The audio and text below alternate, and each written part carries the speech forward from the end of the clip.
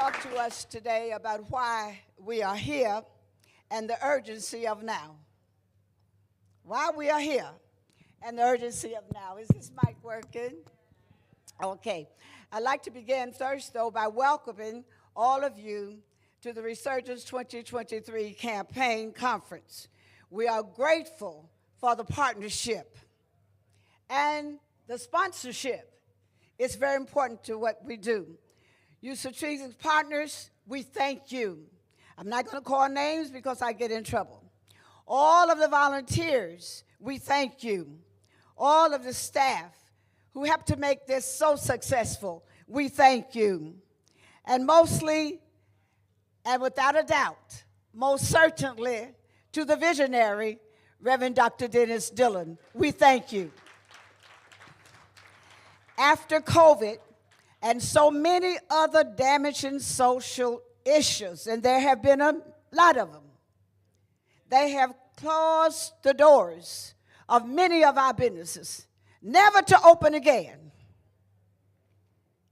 This is the time for us to be here.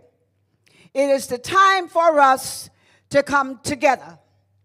Dr. King told us in the movement that we must come together as brothers or perish together as fools. This is the time. We believe that together we can change this rapidly changing environment in our community. The revival of small black and brown businesses is just too important for us to ignore for such a time as this. It is imperative that we act now to increase the common good. We must focus on the economic development and growth of small black and brown businesses, with so many in our communities unemployed due to COVID.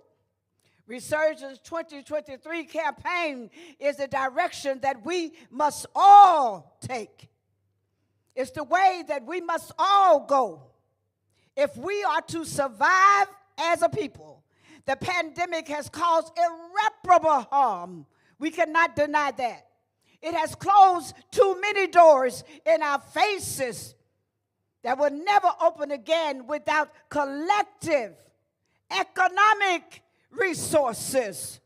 When doors of businesses in black and brown communities have disproportionately closed due to the emergence of COVID, when blacks are denied a mortgage 84% more often than whites, this is the time when the rate of unemployment in black communities is higher than it has ever been. This is the time when blacks are facing substantial economic hardships at significantly higher rates than their white counterparts. This is the time.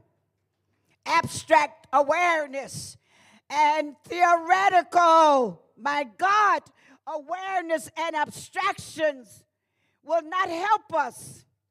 It is not enough to have abstract awareness. It is not enough to have theoretical abstractions. We have to do more than that.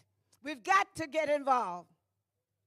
Resurgence 2023 campaign has come in the urgency of the moment to level the playing field, to provide networking opportunities for small black and brown owned businesses, financial assistance, and business management training with a clear vision and goal to revitalize black businesses, not just for themselves now, though, brothers and sisters.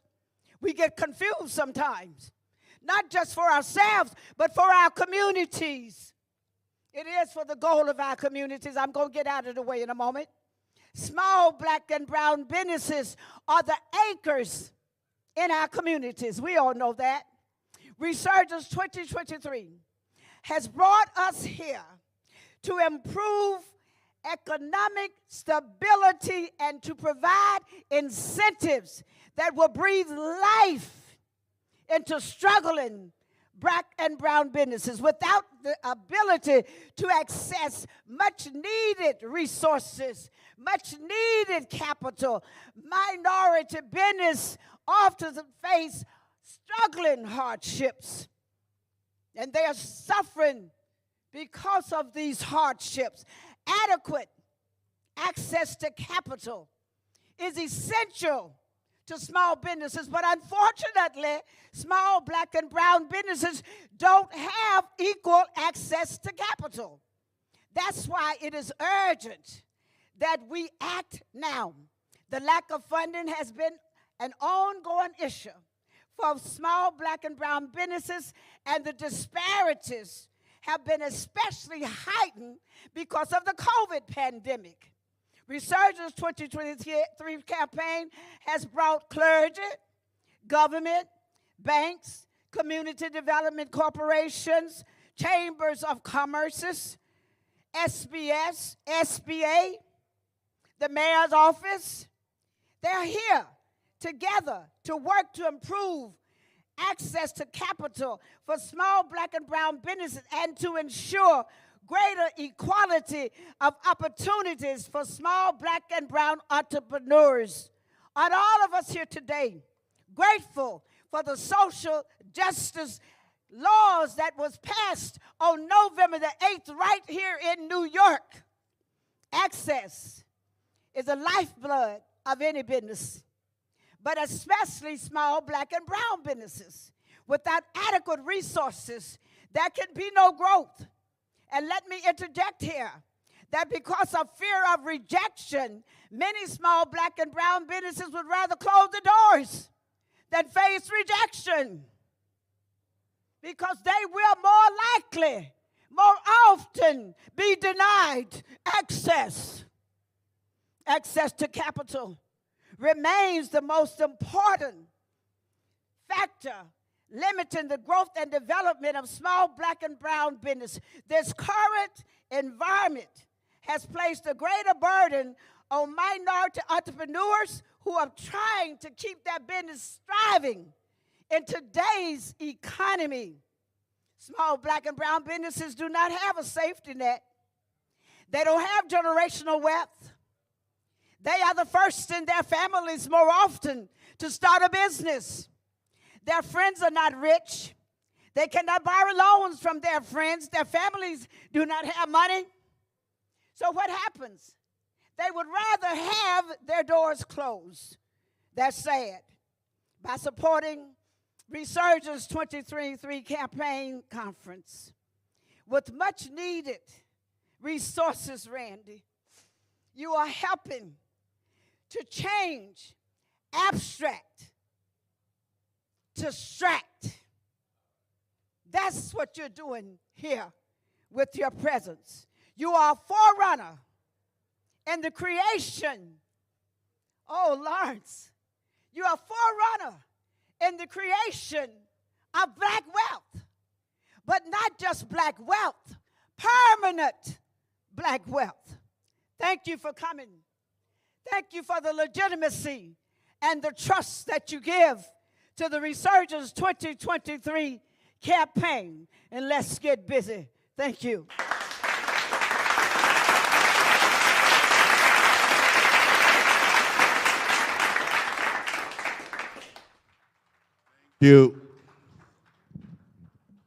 Thank you so much, Reverend Manns. Thank you. Wow, that's a good clarion call, isn't it? It's a good way forward. And I want to stress, she talked about Resurgence 2023, and this is how serious we are about that. We're in 2022, so this is not the resurgence. This is just the beginning of a resurgence movement. Everybody got it? This is the beginning of a resurgence movement. So we're looking forward, and we're excited about that as we journey forward. We're trying to just hold just for the mayor to come so we could hear from him. Then we're going to break up and we're going to have 2 sessions, one over here and one in the next room. But let me just ask a couple of folks just to come and share a little bit very, very quickly. These are men that I've known for a while, and their work is just awesome and amazing. The first happens to be the president for the Brooklyn Chamber of Commerce. And I forgot which committee I used to serve on with the Brooklyn Chamber of Commerce, Randy Pierce, but that's a lot of years ago. That's 20-something years ago. But Randy Pierce, ladies and gentlemen, the president CEO for the Brooklyn Chamber of Commerce, we thank them for their partnership and their sponsorship. I want to also say, you think you could make that? Oh, you're good. They also do micro loans. So you may talk about it, but I'm just going to put it out there so that everybody know where the resources are and how to access those resources, as Reverend Manns just shared. Thank you. Randy Pierce, let's put our hands together for him again. Here I am, wedged between Reverend Manns and that incredible speech, and the mayor. I'm on a panel too, so I'll keep it relatively brief. The actionable, in my opinion, is we have to change the underwriting criteria to reflect the realities that our businesses face. Collateral, guarantors, and credit scores. The 3 evils that keep many black businesses from accessing capital. Look, we had a vision. It was early on in COVID, just when the pandemic was hitting. We didn't know when it was going to be over. We didn't know what was going to be available. But we had 2 ideas. Number 1, when we do reopen, businesses are going to need support on the ground in the community. They're not going to go travel downtown to a government center or anything in order to access support. We had to be there sometimes 2 and 3 times before they trust us to access what is they are entitled to. So we created the Small Business Resource Network, all 5 chambers, not just the Brooklyn Chamber. And when we reopened, we deployed business recovery specialists in every community across the board, and it was case management 101. We borrowed it from social services. We were the outreach and the assessment team. We created the service plan, and we made the connection. But here's the second thing. Brooklyn Chamber had a CDFI, chartered in 2017. We never had 2 nickels to lend up until COVID. We knew that businesses were going to get shut out for whatever reasons. We know how government programs are structured. We know what the 3 evils are. And I said, look, we need a new way. And it just so happened, in the wake of the George Floyd murder, and Brooklyn became the epicenter here on the East Coast for the protests and the outrage. The Joe and Clara Sy Foundation, owners of the Brooklyn Nets and the Barclays Center, made a commitment, right? The Social Justice Fund, $50 million to invest in the community to address racial justice. And I was called to a Zoom meeting about access to capital. And I said, I got 1 shot at this. I had 1 shot to make the case. And someone on the call said, you know, a lot of minority-owned businesses, was minority, they didn't say black-owned, but minority-owned businesses, the reason they closed permanently because they didn't have a cushion. They didn't have reserve capital. And I said, wait a minute. I said, the reason a lot of businesses close permanently, because we shut them down. Government shut them down. Now, yeah, it was COVID. It was a health crisis. We get it.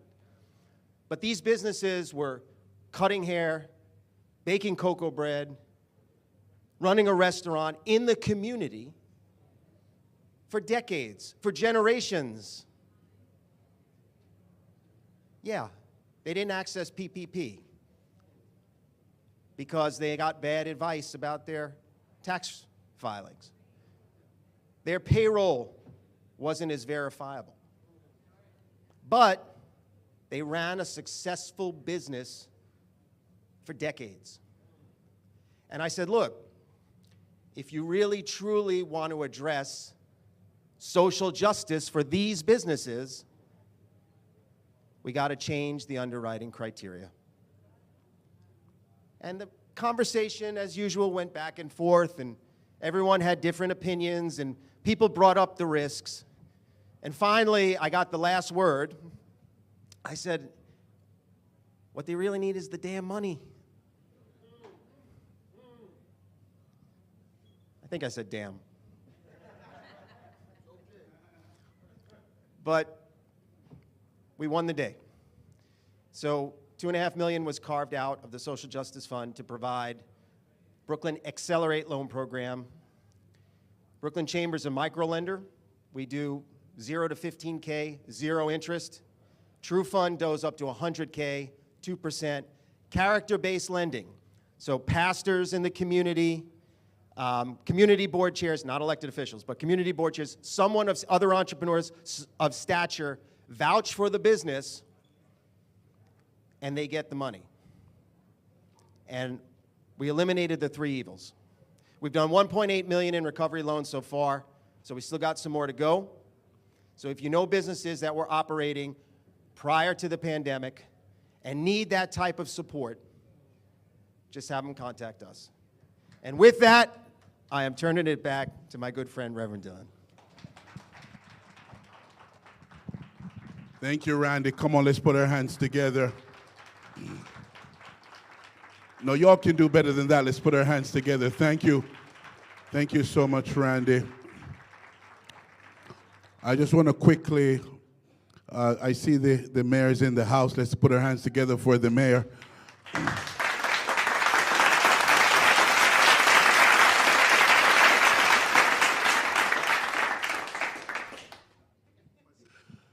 All right, everybody feeling good? Everybody getting good information? Getting excited about your business? All right, beautiful. I just want to acknowledge another guest that's in the house. I'm just going to have him right before the mayor comes, just to come and briefly just greet us. This is international. We have a delegation here from the Ivory Coast. Those who flew from the Ivory Coast to be here, raise your hands. Thank you. Pastor Joel all the way in the back, and Pastor Felix, the president for Onyx University in Abidjan, that's also in the house. We're going to hear from them later on and on tomorrow. But we have the Consul General of the Republic of South Africa that is in the house. Come on, let's put our hands together for South Africa that's in the house. I'm just going to ask him to just briefly share right before the mayor comes, and that is the Honorable Dr. Tawana. Let's put our hands together for Dr. Tawana as he comes and as he shares briefly. He's also, by the way, the chair of the Council of African Consuls General, all 53 countries. Let's put our hands together for him briefly.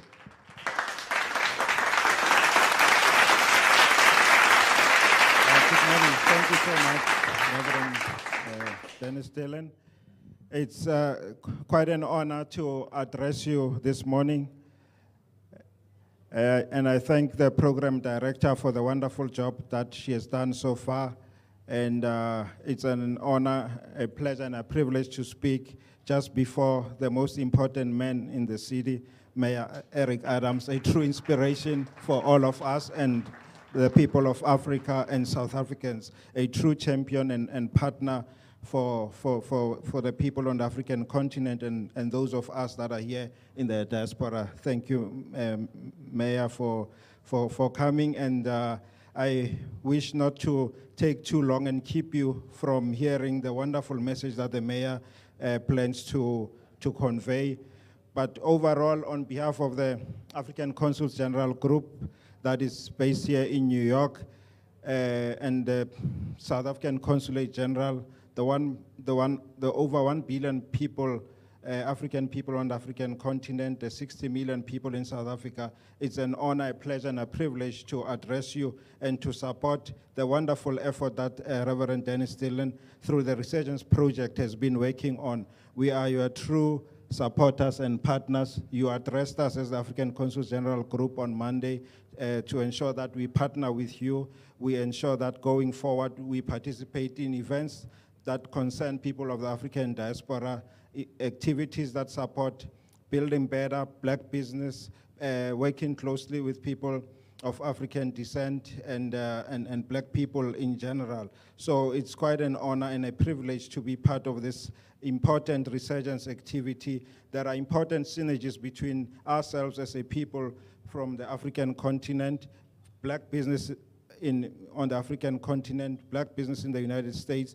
There are these synergies that we need to explore and exploit, ensure that you invest in Africa, we invest as Africans in the United States, and ensure that there are partnerships between various people, businesses, cities, and so on.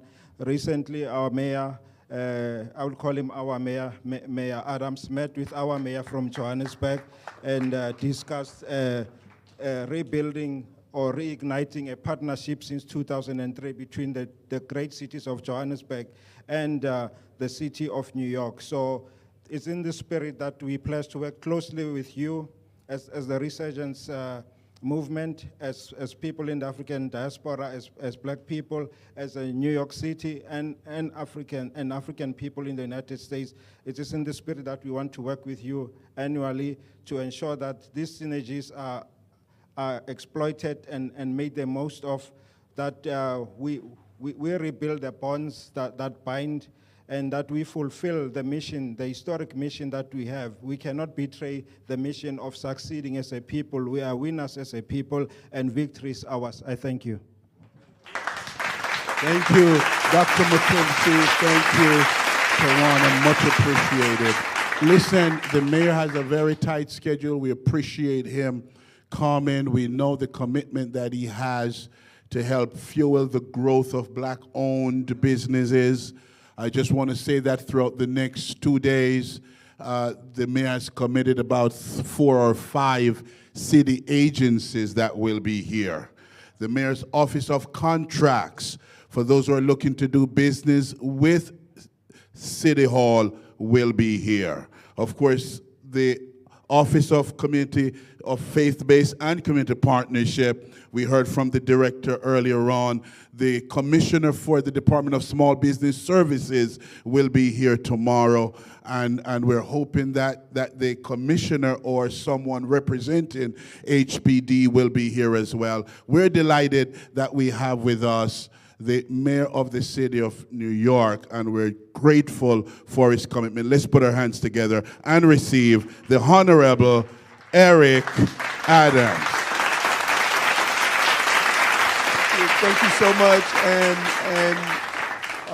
you know the rule. You don't stand for me, I stand for you. You know, I'm elected to serve, not to be served, and you know the relationship I have with Pastor Dillon goes back almost 30 years, and he has been just a visionary in this area, particularly around the conversation of Black church mean business. I remember the first event he had at the Javits Center, talking about the importance of the Black church and engaging the Black church in business. And so I just want to thank you personally for your guidance, for your friendship, for your vision throughout the years on actually, elevating this conversation. And look at where we are now today.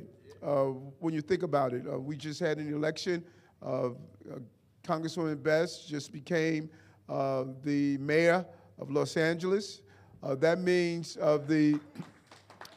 the 4 major cities in America are headed by black mayors. 4 of the major cities. 11 of the top cities are headed by people of color. But we don't have to look at a national perspective. We could just look at a local perspective and just do an analysis. The public advocate is a person of color. The leader of the council is a person of color. The leader of the state senate is a person of color. The leader of the assembly is a person of color. The AG is a person of color. The DA in Brooklyn is a person of color. The DA in the Bronx is a person of color. The mayor of the city is a person of color. All of this chocolate, now the question is, what are we going to do with it? What are we going to do with it? And I'm going to keep saying this over and over and over again. The trilogy of successful movement is agitation, negotiation, legislation. You've done your job of agitating and negotiating. That's how we got here. You know, we go to your houses of worship, your pulpits. We ask you to encourage people to vote for us. Now we're here. What are we going to do with what we need to do while we're here? What is our legacy? What is our legacy? And that's the question that we need to ask all of this power that we have. We need to identify a clear blueprint on how do we move from where we were to where we need to go. And we have to get in the room to do that. Because if our energy of using the power you prayed for, you hoped for, you marched for, you fought for, if it's to use it to combat each other and fight among each other, then it was a waste of everything we fought for. This is a moment for us, and the window will close. The window will close, and we can't look over this moment and say what we should have done, what we could have done. We have over a $20 billion budget in the city.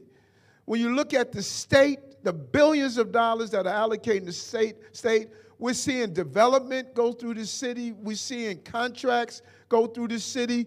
There must be a real formidable plan put in place on how do we ensure that our communities are part of the development and the spending of goods and resources in the city. And the only way we could do that is for all of us to be in the room and sit down and navigate a course forward. And if we don't do that in a real way, then we're missing this opportunity. We're missing this place. And as the mayor of the city, we're bringing on a new chief diversity officer who has done a great job in the MTA in doing that. Michael Gardner, some people know him. He's solid as a rock, and he has a real mission to modernize our system and bring a real-time analysis so we don't wait each year and say, oops, we missed the goal and missed the target. We want to make sure that we are forward-thinking. But when we say black church mean business, it's something that my mom used to say to me all the time. Baby, handle your business. Handle your business. Black church mean business is not only what we are selling and what goods and services we're providing, but it's handling our business. It's doing a real analysis of how we're using our property to develop housing, senior housing. I see Erica is here, one of the best developers I know that's focused on black church development. Sit down and having her do a presentation, how to look at your existing footprint. Some of you have air rights. You could do senior housing one on top. You may have a lot next door. Pastor Morose is putting in place an initiative where we want you to have the first dibs to those lots that are on your block or next door to do real housing. We get a better return on our investment when the church does the development than if you go to an outside entity that's doing it for profit and not doing it for people. But if we come to you to get it done, your business got to be straight. We should already be starting local community-based development companies right inside. And there's some great people who have done it already. Let's bring them in and find out how to do it in the same way. We're going to bring in all of the agencies you need. You need HBD? HBD will be here. You know, what you need, we're going to utilize the city resources to give you the information so you can play in this game while I'm here as the mayor, and then fortify your foundation so no matter who's the mayor, we'll understand the process, how to navigate the complexities of doing business with the city. Sometimes they make it hard to discourage you to move forward. We're going to have a different customer relationship with city government in this city because you are my customers. You're the constituency. We need a better product to allow you to access what government has to offer, and that's the goal. I did not get here to continue the things that were done historically. I got here because of Matthew 21:12, when Jesus walked in the temple and he saw them doing wrong in the temple. He didn't sit at the table. He turned the table over. I went to City Hall to turn the table over. Let's make it happen.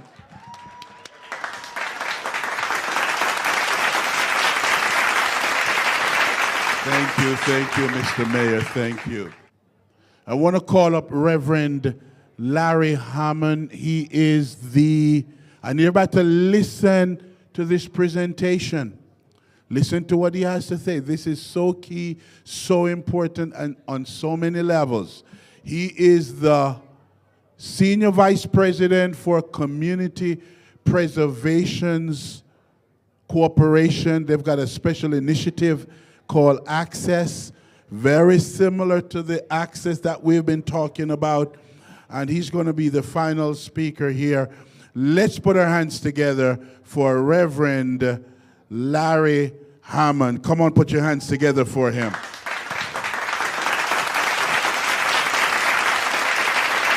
Good afternoon, everyone.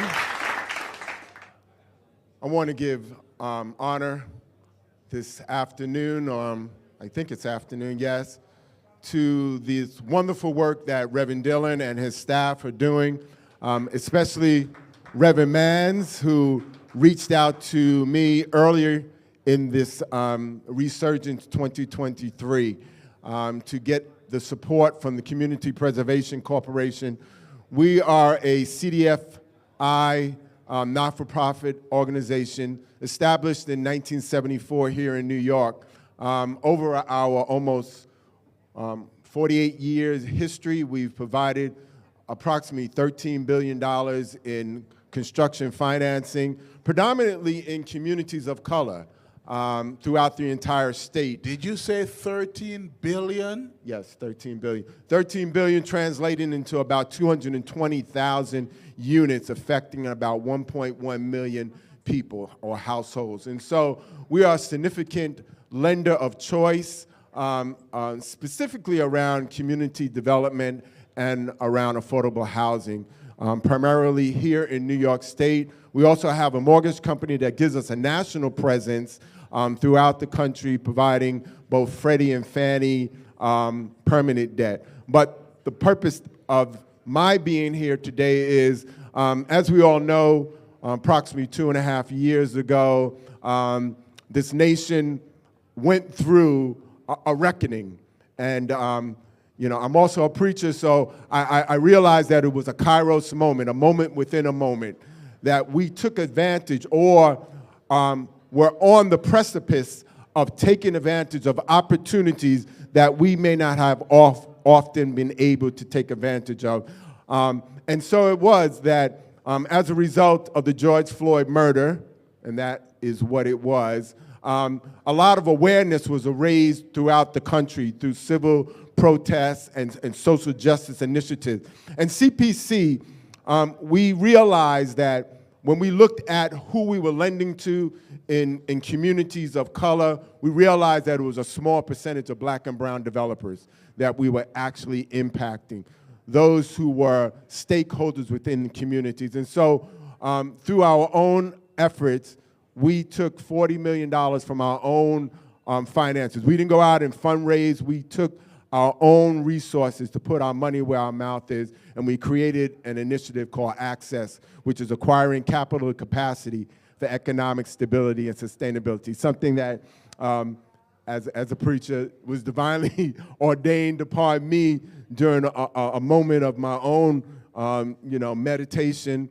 And I gave it to the company and said, hey, let's utilize this as a platform. And as a result of that, they put myself and my colleague who is here with me, Wilhelmina Norman, in charge of this initiative. And what we've been able to do over the last 2 years is really impactful. One, we educate, we advocate, we innovate, and we invest. When we talk about education, we are looking at novice developers and giving them the tool sets that they need to be successful, so that when they walk into a financial institution, and doesn't necessarily have to be CPC, although we would want, when they walk into a Chase or a TD Bank or Capital One or a Citibank, that they will have the necessary tools that will position them to access finance and resources. And so we've created an incubator series where we've taken approximately 62 people from all over the state through this, and now this is becoming a feeder, because one of the things that we really want to be intentional about, and I think it's important, the intentionality, that we want to diversify the industry. As we know, developers are predominantly white males in this industry, and we want to change the script and to be able to bring more diversity. And so I'll talk more about what we're doing during some of our panels, but we're excited to be a sponsor here, and I will turn it back over to Reverend Dillon. Thank you so much, Larry, and thank you for your partnership and your sponsorship. I need everybody, and I see folks taking detailed notes. And we've been doing this a long time. I could kind of just give you a long list of successes that have grown out of these conferences. I remember years ago, I'll tell everybody a Black Church Means Business conference story. We were at the Brooklyn Marriott. They just opened the first major conference at the the Brooklyn Marriott was done by the Christian Times. And we had Bank of America that was sitting right here at their booth, and there was Golden Cross right next door, and I got them to meet together. And one of the largest loans ever negotiated for black businesses in the city, probably to this very day. You know, in terms of a small business, not the big guys that they might be located in New York, but they're not really a New York business, was done right at that table, right in that room. So the opportunities are here. All of the resources and the opportunities are here. That's what this is all about. So here's what I want everybody to do. I need you guys to take a very short break. The pitches. Okay, we're going to do the pitches, and then right after the pitches, I'll come back and I'll announce the break and how we're going to flow. So ladies and gentlemen, let's put our hands together for the president, CEO for ELN. Let's put our hands together. That's Empowered Lifestyle Network, one of our media partners. All of the live streaming, by the way, if you don't have ELN, you need to get ELN. They've got their own app and everything. So download the ELN app even right now. Let's put our hands together for Shermaine Lopez. Thank you. Okay, guys, I am so excited to be here today. I want to transfer my excitement to you. So I'm going to ask everyone right now to clap.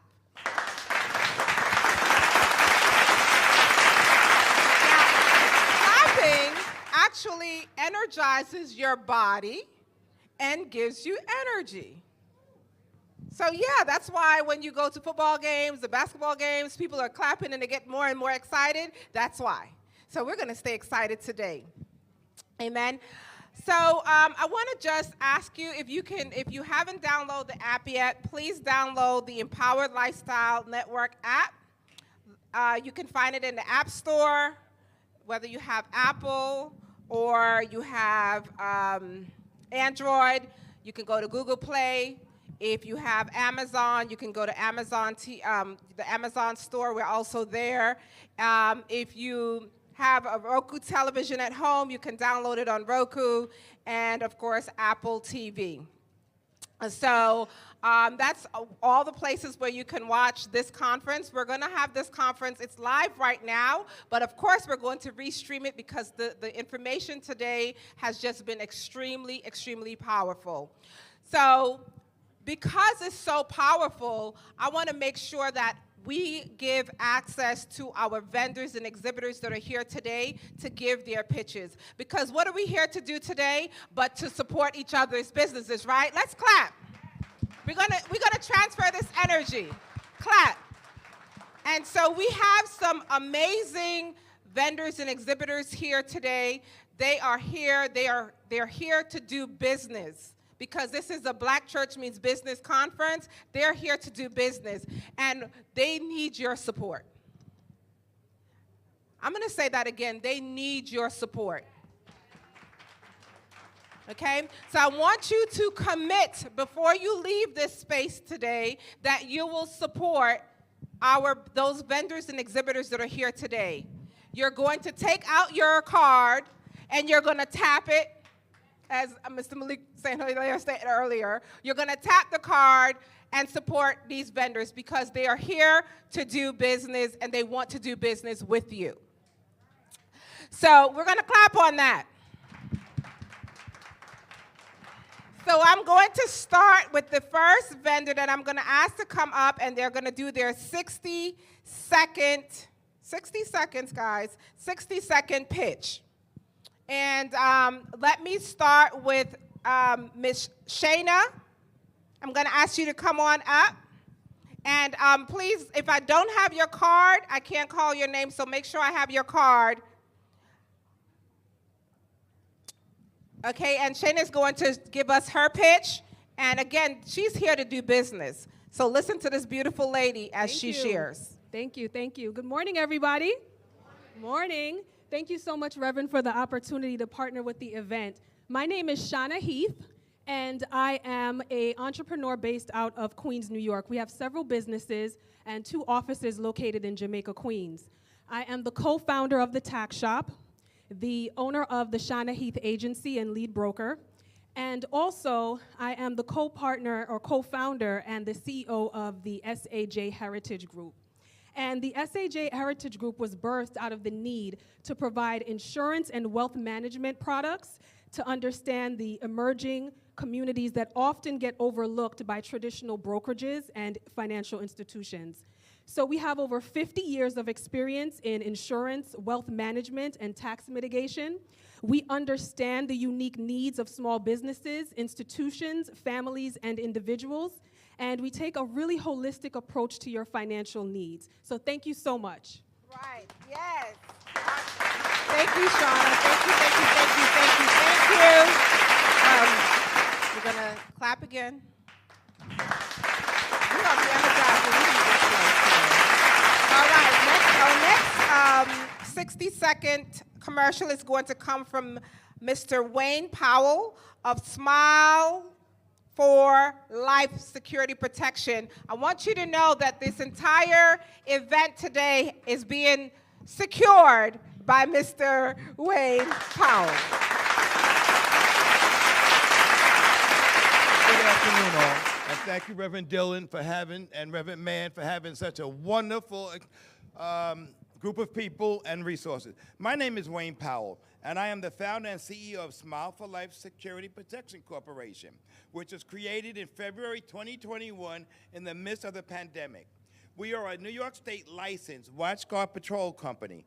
I realized the need for security and the need for jobs in our community.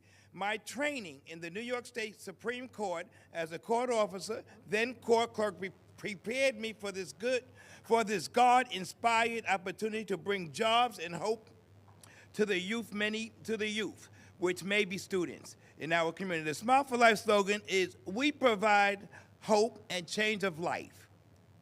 This unique opportunity to bring retired law enforcement officers to train security guards provides them inspiration and the opportunity to aspire into other law enforcement areas. It will also provide the opportunity to acquire equity and property. I would like to thank Reverend Dillon and Reverend Mann for their vision in creating Resurgence 2022 and bringing together all these wonderful people and resources in this room. I was fortunate enough to be at the Bedford Service and Restoration in June when our Vice President, Kamala Harris, delivered the powerful new economic development program to build back Black America and the need to and the need for access to capital to invest into small minority-owned businesses like mine, so I can invest in uniforms, equipment, inventory, and make other payrolls. I'm going to quick fast. In closing, as I look around the room, the energy and potential for financially support a company like mine is inspiring and encouraging to know that my company may become a Fortune 500 company, and that's what we need. That's right. We are painting visions. As we look around the skyline, we don't see that we have black businesses in America, and this is New York City. Thank you so much. Thank you, thank you, thank you, thank you. So we got security, we got finance, and now we are I'm going to call Mr. MC Owens to come and share with us 60 seconds, and he's going to share his business. Thank you, thank you. What happened to the clapping? Let's clap. Come on, y'all, come on. Listen, my name is Mick. You can call me Mick. But I want to ask you a question. How many of you own gold? How many of you have gold right now? Okay? If you don't have gold, you're going to want to invest in gold. You want to get with 7K. Okay? 7K is about bullion buying. Silver, gold for your personal use. Okay? For your personal banking. For your personal stability. Okay? So when you come and you sit with us at our table, we're going to sit and we're going to speak with you about your family's legacy. How you can invest in gold, how you can invest in silver, so that when, not if, but when the dollar falls, you will still have something that you can use as collateral to do the things you need to do. You never know how much a tomato's going to cost. But if they're not taking dollars and you got a bucket full of dollars, it doesn't matter. But if you got gold, or you've got silver, or you're invested with 7K as a member, you just might be able to make it. So please speak with us today. And you guys have a wonderful time in New York. It's my first time in New York. I see everybody looks familiar. Well, thank you so much. Thank you, thank you, thank you, Mr. MC Owens. So let's clap, guys. Okay. So one thing I want to say is we had 3 businesses represented. We're going to do this again throughout the day today and into tomorrow. And the goal again is to make sure that we know the businesses that are here represented. All of the businesses that are here made a commitment to be here. And that means that they are investing in their business, so we want to make sure that we're investing in them.